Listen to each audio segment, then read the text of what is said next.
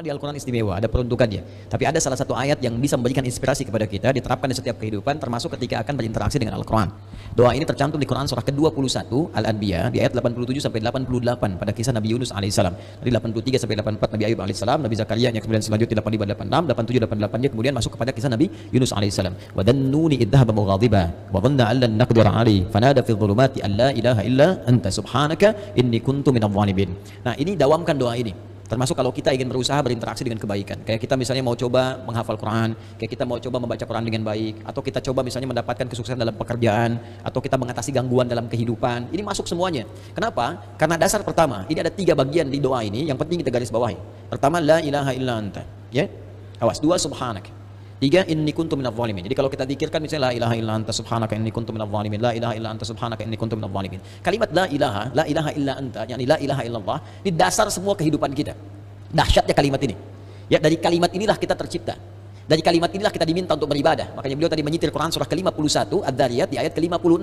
Wa ma khalaqtul jinna wal insa illa liya'budun. Tidaklah aku ciptakan jin dan manusia kalian kecuali untuk menyembah aku. Dan penyembahan pertama itu ditafsirkan kalimat la ilaha illallah. Quran surah Thaha ayat ke-14. Innani anallahu la ilaha illa ana fa'budni. Wa ma khalaqtul jinna wal insa illa liya'budun. Jadi tujuan kita beribadah kepada Allah Subhanahu wa taala untuk la ilaha illallah.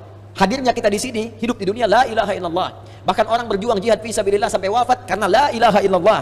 Bahkan orang kalimat terakhirnya dalam hidup untuk la ilaha illallah. Kalimat akhir hidupnya, man qala la ilaha illallah fi akhir hayatihi dakhala al-jannah. Kalau ada orang bisa mengucapkan la ilaha illallah akhir hidupnya, dijamin oleh Nabi sallallahu alaihi wasallam dengan lisannya masuk surga. Bayangkan, kita hidup untuk la ilaha illallah, berjuang untuk la ilaha illallah, wafat pun bisa mengucapkan la ilaha illallah, dijamin semua kebaikan. Jadi ketika kita berdoa menggunakan satu kalimat ini kepada Allah, seakan-akan kita mengatakan, ya Allah, bukankah dengan kalimat ini, bukankah dengan kata ini aku dihidupkan untuk beraktivitas, bukankah dengan kata ini aku diminta beribadah, bukankah dengan kata ini aku diminta untuk berjuang sampai wafat, maka dengan semua keistimewaan di kata ini, ya Allah, mohon kabulkan, aku ingin minta sesuatu, aku sakit, mohon sembuhkan, ya Allah, aku dikerjai orang, mohon lindungi, ya Allah, aku punya kesulitan, mohon mudahkan, ya Allah, subhanak. Subhanak, kata subhanak itu menafikan semua yang tidak setara dengan sifat-sifat Allah. Ya, contoh orang mengatakan Allah punya anak, makanya turun Quran surah kedua ayat 116.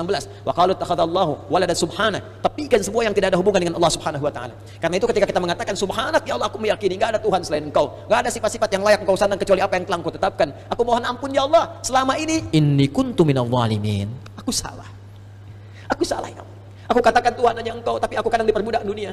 Aku ikut sesembahan dunia. Aku akhirkan ketika Engkau minta, Engkau panggil sholat, aku mengikuti panggilan dunia. Aku katakan subhanak, Engkau yang maha suci, Engkau yang maha esa, Engkau yang maha agung, tapi aku mengagungkan yang lain. Aku salah, ya Allah. Inni kuntu minadh dhalimin. Aku salah. Nah, kalau kita dawamkan doa ini dalam kehidupan, la ilaha illa anta subhanaka inni kuntu minadh dhalimin, maka satu kalimat ini adalah kalimat yang sangat indah yang bisa mempercepat doa. Tahu dari mana ini semua? Jawaban ayatnya. Lihat ayat selanjutnya. Fastajabna. Istikhdami fa. Harfu atfin rabitun baina syai'aini bila hudud. Cepat. Huruf yang mengikat dua peristiwa dan berlangsung tanpa jeda. Peristiwa pertama berdoa, peristiwa kedua jawaban dari doa.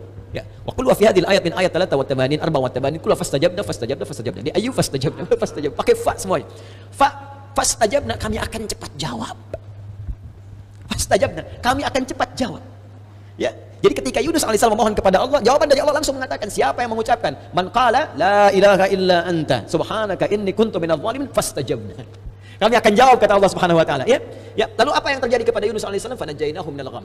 Ya, kami lepaskan dari kesulitan hidupnya. Ya, tapi kalimat yang indah bukan kami bebaskan dari perut ikan paus. Kami lepaskan dari gham. Gham itu kalimat yang umum, ya, masih luas. Sesuatu yang membuat kita gelap. Bukankah Anda kalau mendapatkan berita dari kantor, Anda sekarang berhenti kerja, gelap langsung. Padahal harinya siang. Bisa kepleset di jalan, gitu kan? Lamaran ditolak langsung gelap, gitu kan? Itu gham namanya. Wa kadzalika nunjil mu'minin. Demikianlah kalau ada orang beriman setelah ini mengamalkan doa yang sama, kata Allah, kami jamin kami akan kabulkan seperti aku mengabulkan doanya Yunus alaihissalam.